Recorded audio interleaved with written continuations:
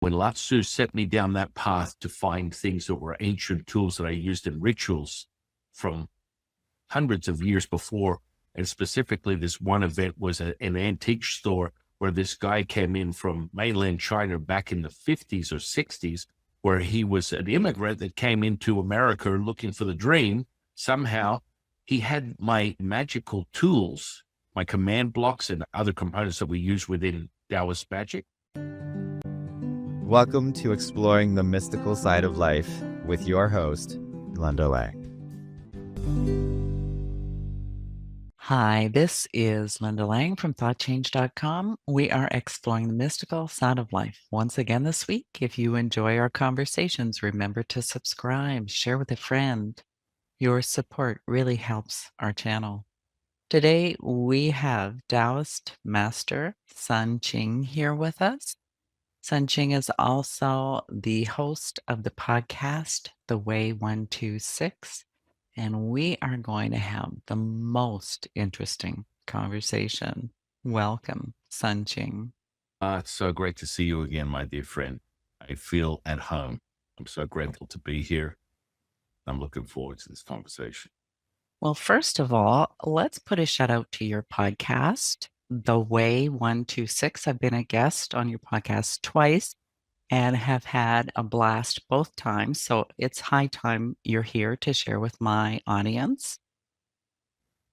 It's always those moments, those epiphanies that you have when you're having the conversation with family, and it all comes out.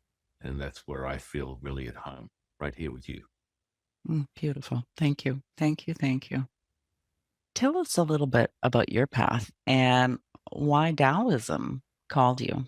So, this all starts back with, my childhood as a young boy, feeling extremely inspired by movies and the mysticism of superheroes, Superman, and the idea that there's a magical energy that can encapsulate the human body and you grow these muscles. So I was very obsessed with muscles and bodybuilding and Greek gods, Greek history and mythical aspects of the ancient path of any sort of seeker was something that I was lured into as a young boy, and I was a latchkey kid. So I really was left to my own devices. And through that, I discovered things like, being able to see through the walls and see through people's bodies and all this kind of incredibly obscurely weird stuff that should not be normal, but it was very normal for me. And through that, I went into, as a boy at the age of 10, combating, the effects of being an only child to a single parent that was a radical feminist. You present these really quirky issues within societal norms that you're weird because you're some kid that draws pictures of bodybuilders and, you're into movies, and this weirdness transmuted into a resistance within the education system. All the kids found that I was really weird, that I had this ability to craft these words. I had no idea what they were. And, we get into a clash, they'd physically beat me. I'd turn around and throw a word at them like a javelin that would be beyond their comprehension. It'd take them 4 days to work out where they could find a thesaurus in some library somewhere, come back and then punch me in the face 4 days later. So this was met with what people would consider as willpower. And so that lured me down the path of, I need to embody myself and protect myself as an individual. In any case, I went into bodybuilding, became obsessed with it at the age of 10, started all the normal things that people are very familiar with now societally, fasting, competition preparation. By the time I was 15, I'd competed a few times. And this became an obsession of mine. Most of my friends were just into the normal things, ecstasy, LSD, pot. Now, all those people went down the wrong path. If I collectively counted all of the friends that I had at this point in my timeline biologically, I have one friend left out of those 20, and all of them committed suicide. And there was a voice in my head saying, no.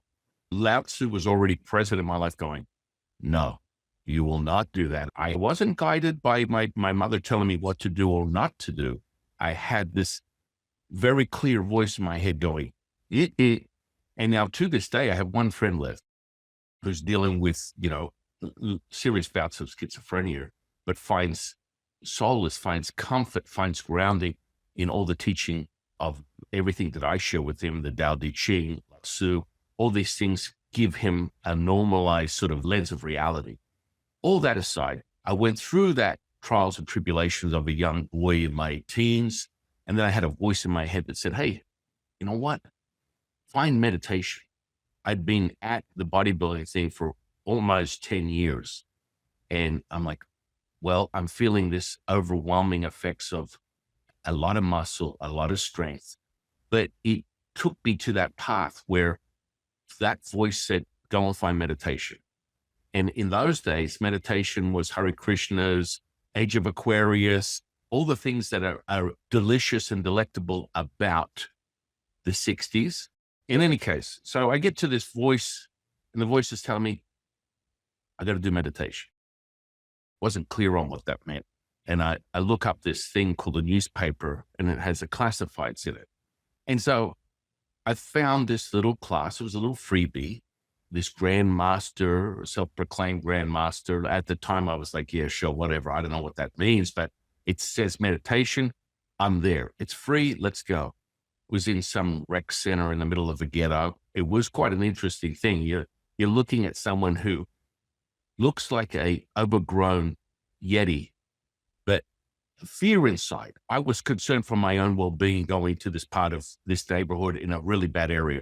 And this little 4-foot grandmaster is offering this free meditation, beggars can't be choosers.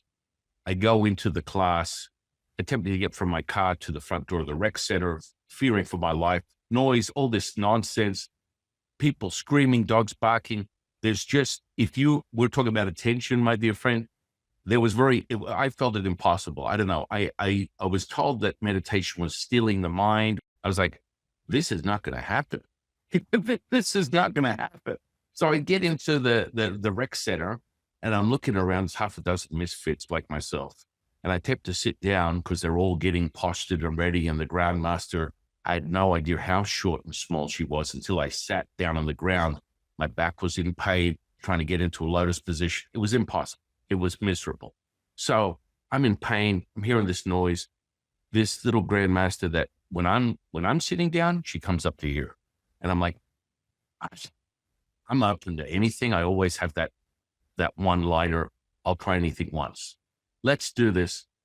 And I'm like, no, I can't. I mean, these people look like they're out of some type of yogi magazine where they're getting set up in their lotus position. They got their hands out. They're sitting there. And I'm like, I'm in pain. I can't do this.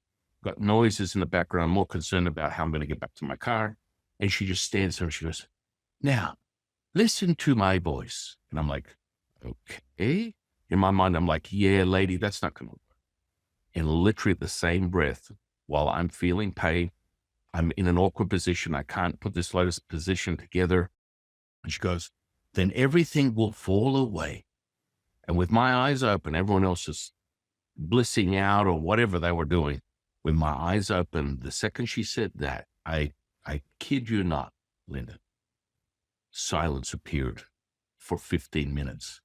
And I got my eyes open and I'm watching this woman move around the room, monitoring people, blissing out. And I'm just going, this is the most powerful thing that I've ever experienced. There's complete silence. I can't hear anything. When I see her mouth moves, but nothing is going on. I'm just captivated by the fact that this is harnessed right now. And I've never experienced anything like it. I'm like, screw this bodybuilding. This is the stuff. This is the power of the universe that I'm talking about. And of course, that led me down the path of pursuing within the same week. I go from never meditating before to capturing and silencing what seemed like an impossible thing to do, a superpower. It was literally like, this is a superpower. Like Superman has X-ray vision. This is my superpower. And the following day, I looked up the thing, everything was going off. I was like, I have to find this. And so the voice goes, go and check out the newspaper, check out channeling. I'm like, what is channeling? And the next day I found the channeling class, turned up to that. I was like, I will not sleep until I discover what this is. This is incredible. And the guy looked at me like, hey, you sure you're in the right place, my friend? You know, and I look around the room and everyone is just blissing out. They just got out of the 60s. They're all into the organic, free living, freewheeling way of life, which, you know, that's who I really am. But like at that moment, my persona would be a little bit in the opposite direction of that appearance wise. It's like, I don't think you know what you're doing here. And I'm like, no, I'm here for the channeling class. So I literally got in position. He called in his teacher, and within seconds, Lao Tzu entered my physical body with a beam of light and energy that was beyond this world. I was like schwitzing. I was emanating so much heat and transmuted like yin energy.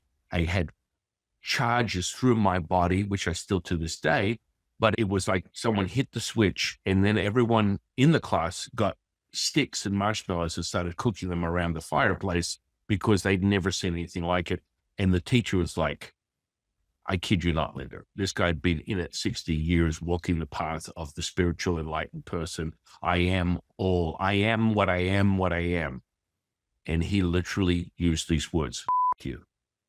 And I'm like, whoa. Who are you? And you would assume that someone like that would make sense of it and know that it's possible for anybody to instantly integrate with who they are and know who they are. But, you know, this is the part where people need to understand that just because you have an energetic activation does not make you enlightened, does not make you expansive. Just because you access energy, that is just a ground level, entry level sort of like realization. It doesn't mean that you're going to turn around and next minute you're going to have the epiphany and you're the next coming of Dalai Lama, which I think that's where most people get confused. So Lao Tzu literally entered my body and I am now hearing him and seeing him as I see you. And to this day, I still see him very clearly. He's sitting right here and his energy is palpable.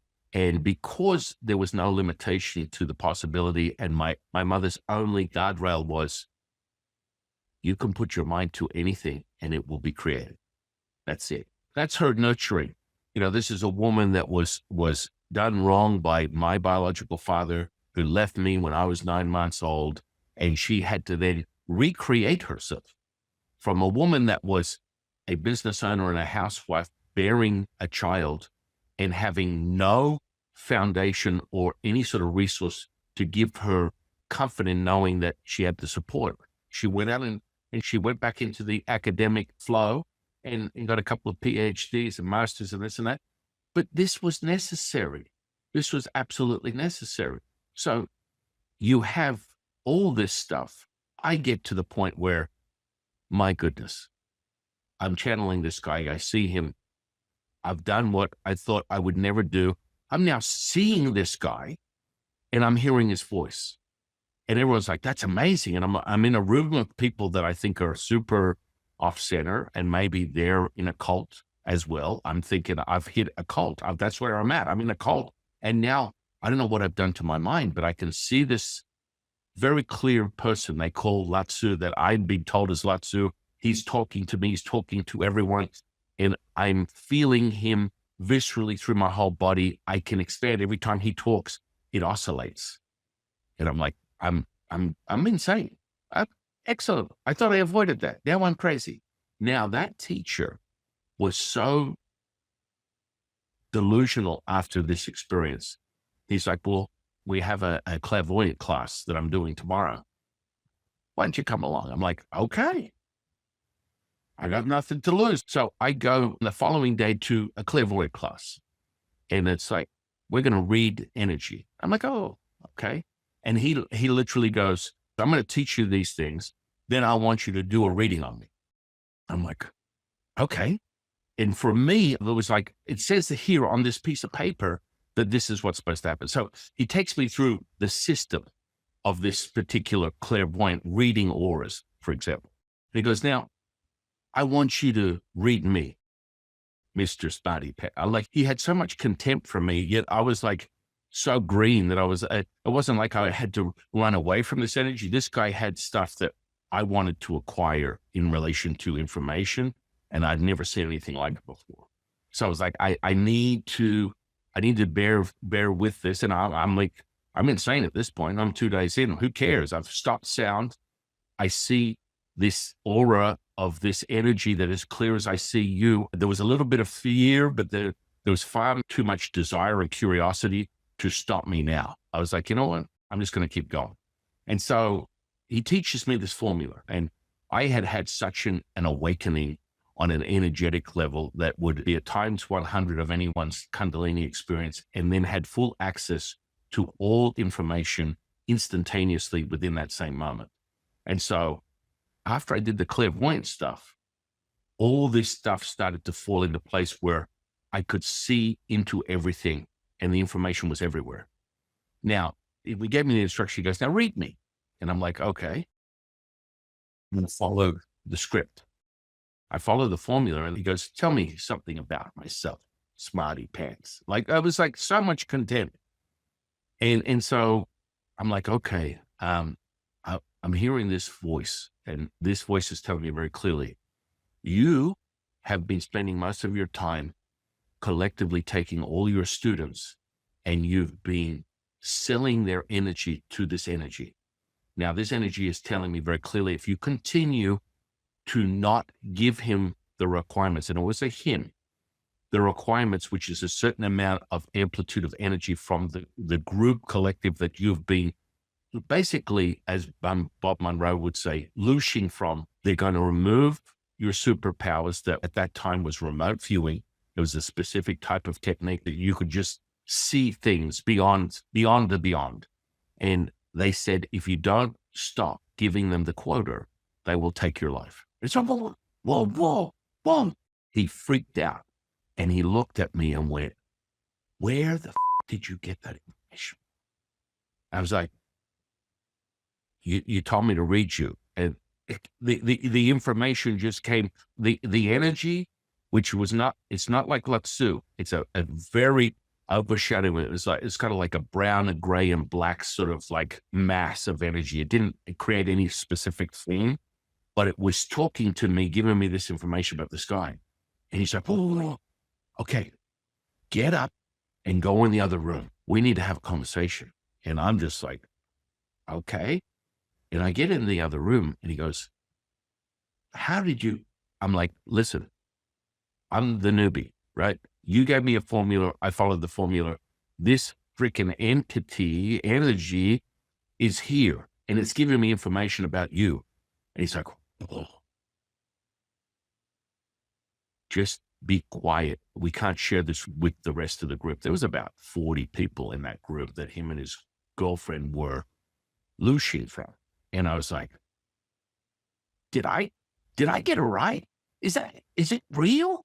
Is that information correct? I'm so blown away by the fact that you could access this stuff. It was only in the movies. It was only from superheroes. And I was like obtaining this superpower. And this guy actually confessed to me that he's been doing this. And he goes, I can't give up this power. I'm like, what are you talking about?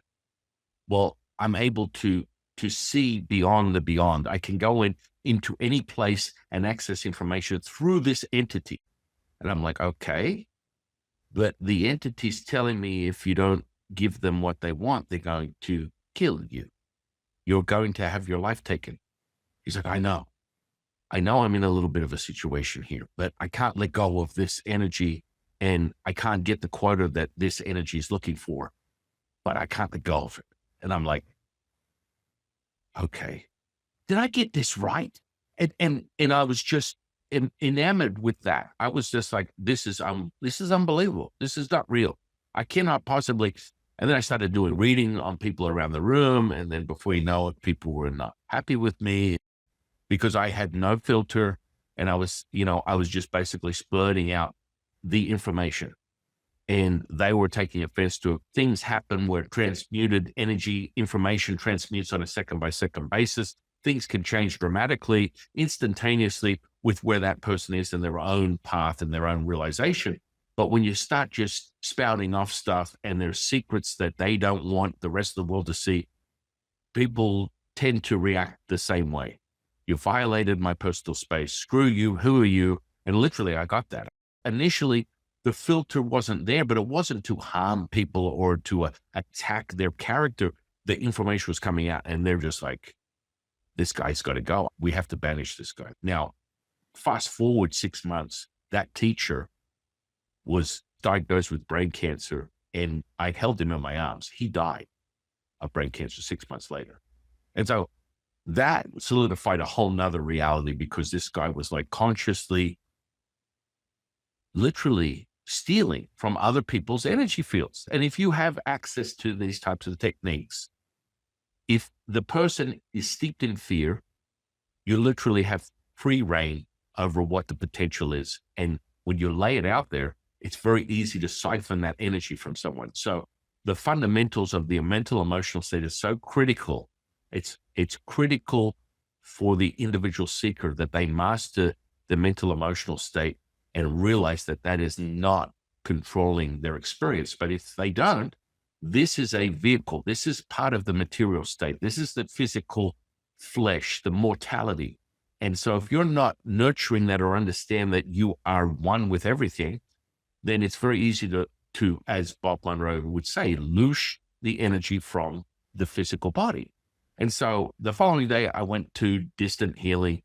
I experienced the distance healing. It just gets better and better, one bang after another. If someone wants to hear about that, go and look it up on the internet, because I want to be mindful of our time. So I experienced distant healing, instantly healed a friend of mine's ankle the size of a watermelon, shrunk down to nothing. She was walking on it in about 30 seconds because I was using this incantation and this teaching that this guy gave me with zero expectation.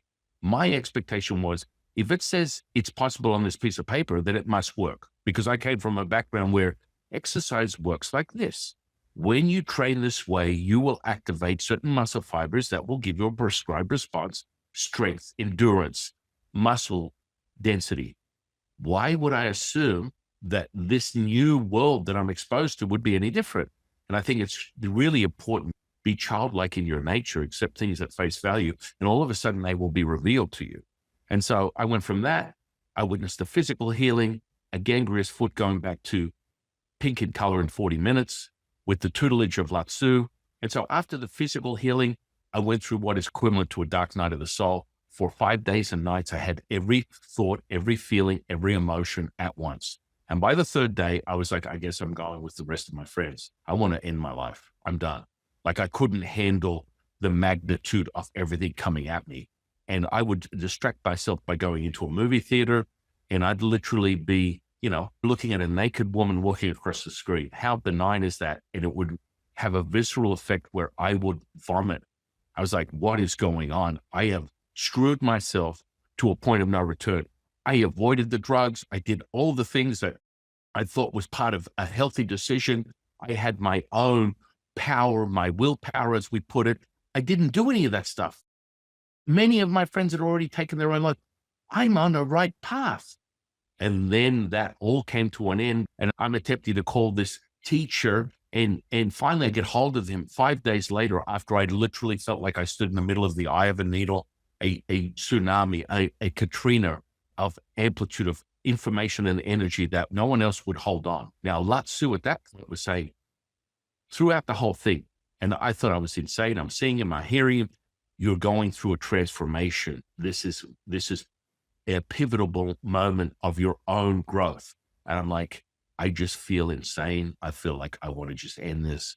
I don't care whether I see you, hear you. It doesn't mean to me. No one should experience this. And so let's just said that. And at that point, I wanted to dismiss him. Can I turn this off? I want to turn this off. I can't turn this off. He's here. It's creepy. It's scary. It's like every time I turn around, he's there, and he's accessing and giving me support for information coming through. I'm like, this has got to stop. Now, fast forward 30 plus years, this is something that can happen cyclically through someone's natural born life up to 9 times within a Taoist path. Now, for myself, I just took the steroid version of it, and I happened all at once never to have seen it again. Yet it happens to everyone in their own cultivational practice. Not necessarily as intense, thankfully. And it varies for everybody, but it's an unraveling of the onion. You don't want this permanence to seep into the flesh and be the very deconstruction of what is your anchor, which helps you on your own journey here. This is about your black ops version of self-realization. You're going into the labyrinth at one end with the finite, very intellectual, corrupted ego state, and then you're coming out the other end, an expanded, intuitive knowing that you are all things. And that is a process, a path, what we call the Taoist rights path of self-realization. And we take immortality and we crystallize it into the material so that you see what we consider miracles.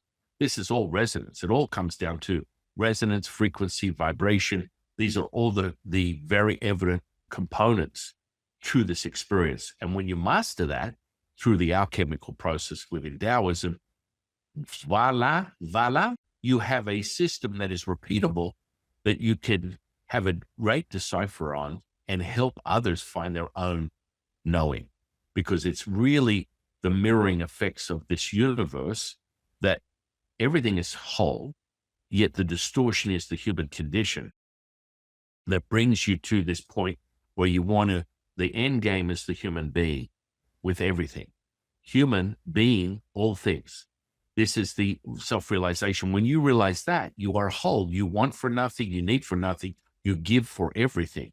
And that servitude and selflessness is part of the prize of the labyrinth that you go through as a human being to unravel and reveal the true superpower, which is realizing this sentient being has empathy. Empathy is the superpower. And when it's not encumbered or hindered by the limitations of the human condition, this is where things become magical. And so you open the floodgates to possibility, because anything is possible at that point.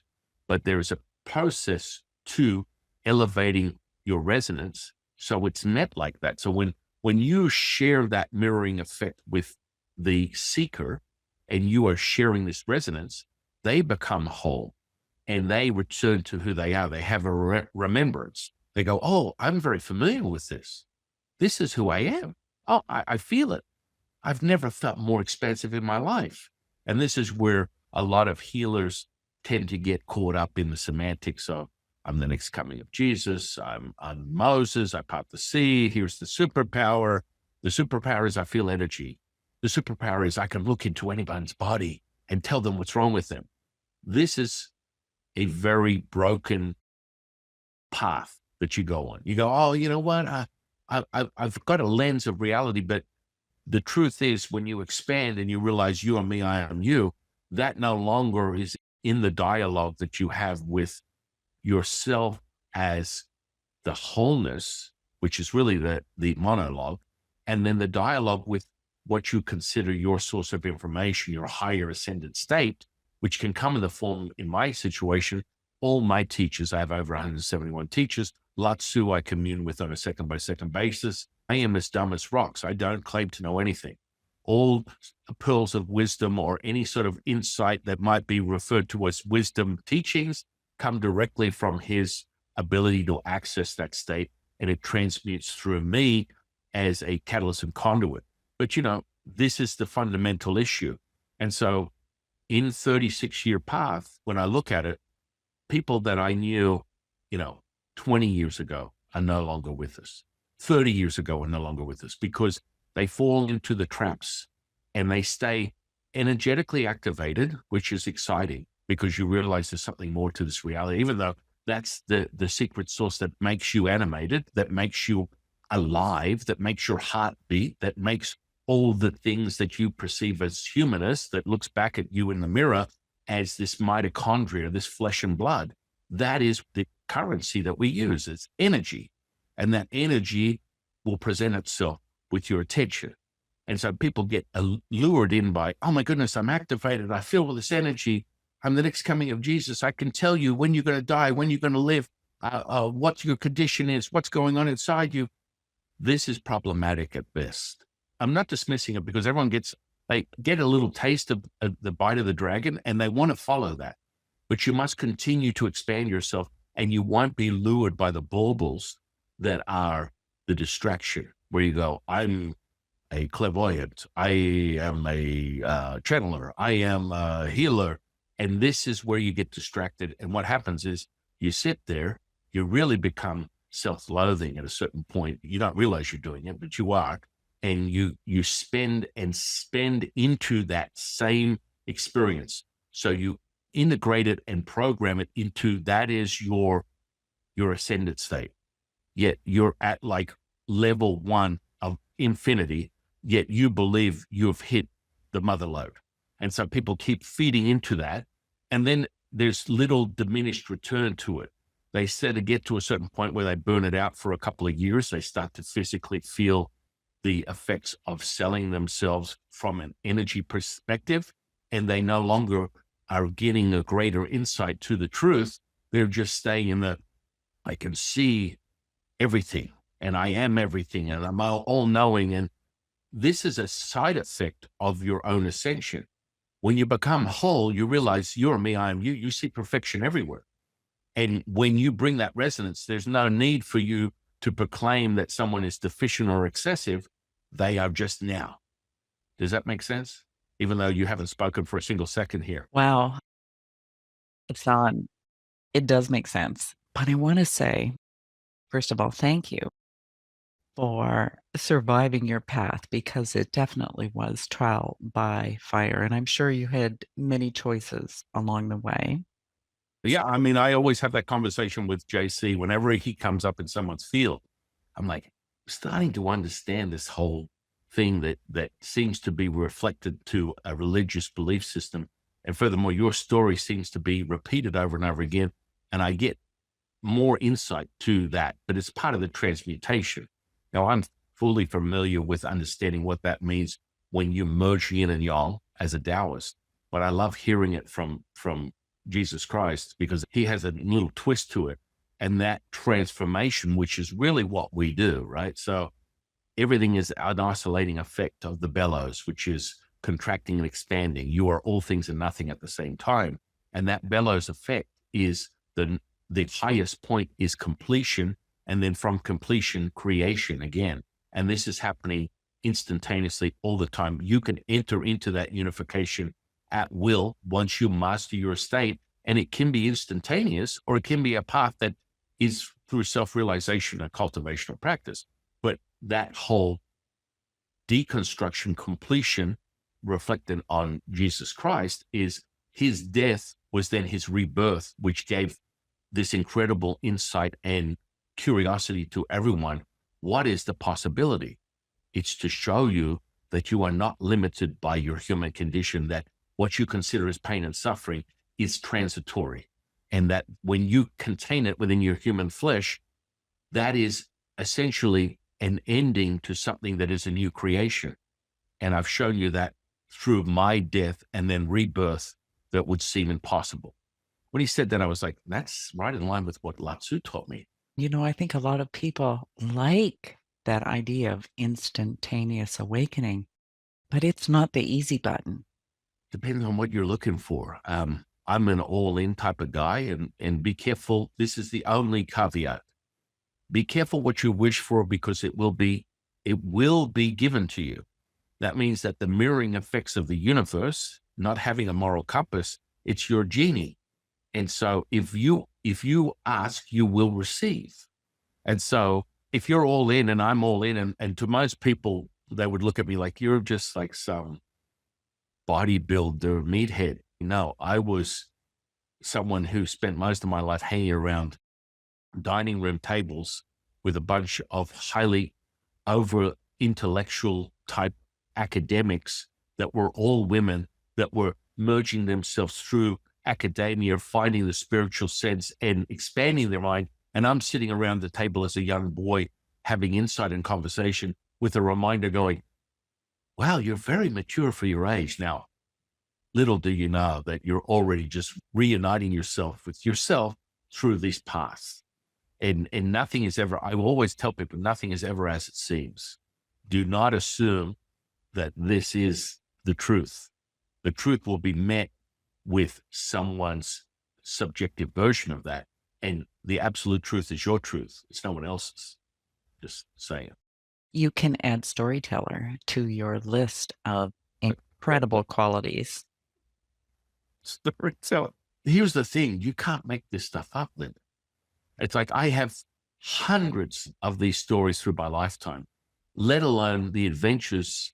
I mean, I have yet to expose this one, but my magical mystery adventures through the bowels of Chinatown in San Francisco, which is on a whole nother level. Man, when Lao Tzu set me down that path to find things that were ancient tools that I used in rituals from hundreds of years before, and specifically this one event was an antique store where this guy came in from mainland China back in the 50s or 60s, where he was an immigrant that came into America looking for the dream. Somehow he had my magical tools, my command blocks and other components that we use within Taoist Magic. He had them sitting in a box that he brought from China from the 50s or 60s, he claims. And he had them sitting in his back room, wondering what he was going to do with these things. And I just rolled in because Lao Tzu said, go to this store down here. You have my stuff.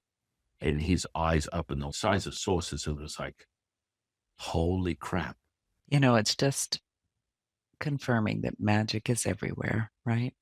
Oh, 100%. I mean, the constant communication that my mother had through all the stuff I went through as a young boy was, at some point, you will find your own path and all the magical things that you ever imagined will come true. And I'm just like, I'm holding on to that. If I put my mind to it, anything is possible. And it happened fairly quickly. I was realized. Now, San, just before we wrap up, I have a really quick question for you, because in our first interview, you checked through my energy field and you found 7 vortices. Mhm. But you never told me what that meant. Well, first and foremost is the evidence. Now, at this point, you have 8. And they're in different, how do I put it? You have different grades of that energy, which is evident when you're sampling energy.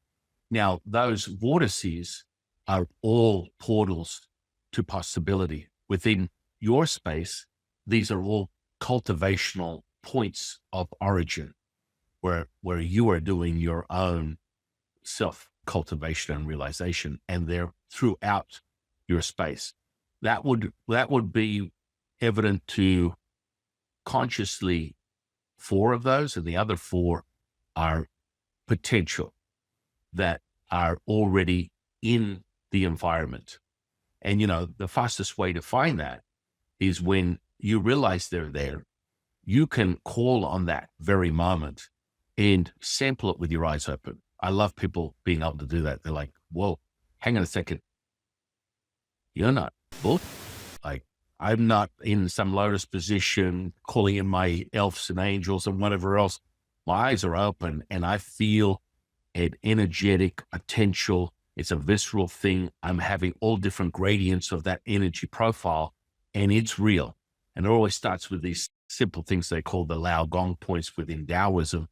And these are tuning forks that give you a very simplified way to access this potential. So the 4 very conscious cultivational power centers, and then 4 that are part of the natural construct within the environment that you have. Now, if you want to go and check them out, I can give you a list of where they are, and you can go and feel them through yourself. But you probably already know. Hang on a second. Oh, okay, I've got my own spaces where I'm cultivating, or I have an altar, or whatever it is that's relevant to me. And I'm fully aware of that. It's like, hang on a second. Some of the simplest things that people get misconceptions of is wherever your attention goes, guess what? Intention flows. And so people will be surprised that they can literally walk to something as benign as a TV, and there is a huge power center in front of that TV. And people are like, whoa, how is that possible? Because you spend so much time of your attention then with your intention that there is an altar. You've created an altar with this energy potential, and it's sitting right in front of you. And when they move their hands, like, oh, whoa, whoa, whoa. Oh, I feel that chill. Like we're feeling that chill because you're entering into it. Does that make sense? It does. And I'm going to play my energy field. You have just in that space right there, 3 very clear points of cultivation. And then the other 4 are in random parts of the house that are mostly in what you would perceive as a bedroom, which I find interesting. And it's like, whoa, you can't make this stuff up. And when you play in that and you go, hang on, my eyes are up, and whoa, okay. And then it reveals itself to you from your clear sense that you can see what it is. And you're like, this is crazy. This is real, as it should be. That's the potency of what we're speaking of. Yeah. Wonderful. Thank you, son. And we just got started. I know. I got this a couple of times from a couple of people. One woman found my channel through one of my guests, and she's like, she's addicted, but she has complete disdain for what she perceives as me. And she constantly has comments going, I just love your channel. I love your guests, but you just won't shut the up. And I'm like, I am so grateful that I can share this with you, to have you merge with yourself and identify what are the deficiencies that are necessary for you to be whole. And if I'm a catalyst for that, that's what I'm here for. What you perceive as something that you are looking at an individual outside of yourself, these are just things that you need to return and liberate back to you to make yourself whole. And that's the paradox that a lot of people become resistant towards. And that's okay. If we can give them that whole perfection, as we call it, and that bliss state, that resonance shows itself, you get all the nurturing you need to remember who you are. It's been absolutely delightful having you here today. I thoroughly enjoyed hearing about your story. Now, where can we send people who want to know more about your work or your podcast? Yeah. We can get them down in the podcast. It's the Way 126 Experience on YouTube and all 20 podcast platforms. And you can go to my website, Way 126. I developed an app to take you from a zero to a hero. Basically, when you hit play, you're experiencing this merging of these elements that return you to who you are. The path is normally for anyone who doesn't know anything about anything and they just want to handle on their emotional state. They will master themselves where they can take their emotions, feelings, and move them across the computer screen at will with this training, because it activates the energy potential within you. We call them Dantians, the energy elixir field. And you are within 9 weeks activated between the earth and the universe. Now, it's over 2 years worth of training, but let's just say you activate the first 9 energy centers and you master your emotions, which is just this ground level thing that I like to start with when anyone's on that path. What a gift. Thank you so much, San. And thank you for listening to this week's edition of Exploring the Mystical Side of Life. You will find all of our conversations on YouTube and your favorite podcast platform. Come visit me at thoughtchange.com, and we will see you again next time. Bye for now.